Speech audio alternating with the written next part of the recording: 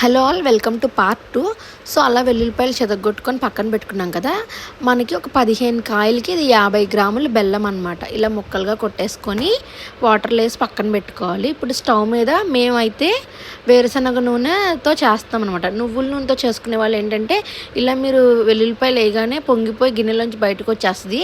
కాబట్టి చాలా పెద్ద గిన్నె తీసుకోవాలన్నమాట. ఇది కూడా పొంగుతుంది కానీ దానంత కాదు.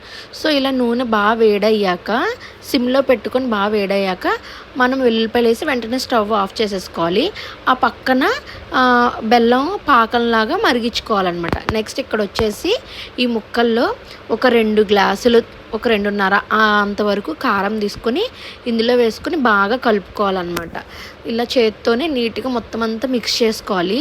అక్కడ మనకి ఏంటంటే బెల్లము మరి పాకం వచ్చేయకుండా జస్ట్ బెల్లం అంతా కరిగి కొంచెం సేపు మరగాలన్నమాట. ఒక 2-3 నిమిషాలు మరిగితే ఈ బెల్లం నీళ్ళు అవుతాయి కదా, అవి ఏంటంటే బాగా చల్లారిపోవాలి, అస్సలు వేడి ఉండకూడదు అనమాట. ఈ తీపి అనేది పచ్చడి ఏం తీయగా రాదు. ఈ దబ్బకాయలు అనేవి కొంచెం వగరు ఉంటాయి అనమాట.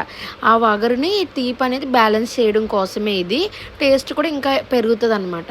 సో బెల్లంలో ఏమన్నా డస్ట్ పార్టికల్స్ లేకుండా ఉండడానికి ఇలా వడకట్టే దాంతో దబ్బకాయ పచ్చళ్ళు వేసేసుకొని మిక్స్ చేసుకోవాలి. ఇప్పుడు మనం అలాగే వెల్లుల్లిపాయలు వేసి పెట్టుకున్న నూనె ఉంది కదా, అది కూడా బాగా చల్లగా అయిపోవాలన్నమాట.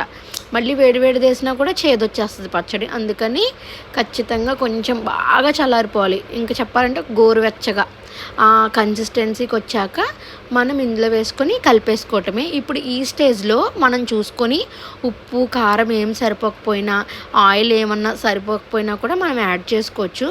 ఒక 4-5 రోజులకి బాగా ఊరిపోతుంది. అప్పుడన్నా కూడా మనకి ఏమన్నా తగ్గితే కనుక కళ్ళుప్పు, కారం, అలానే ఆయిల్ ఏదన్నా యాడ్ చేసుకోవచ్చు అనమాట. సో ఇది చాలా సింపుల్ అండ్ టేస్టీగా ఉండే దబ్బకాయ పచ్చడి ప్రాసెస్. అయితే ఇది మనకి షుగర్ ఉంటుంది కదా, డయాబెటీస్ ఉన్నవాళ్ళు అలాంటి వాళ్ళు తింటే చాలా మంచిదన్నమాట. మనకి ఎప్పుడన్నా ఫీవర్ అది వచ్చినప్పుడు, కొంచెం అజీర్తిగా ఉన్నప్పుడు, అలాంటప్పుడు తింటే మనకి నోటికి కొంచెం టేస్టీగా ఫ్లేవర్ఫుల్గా అనిపిస్తుంది అనమాట.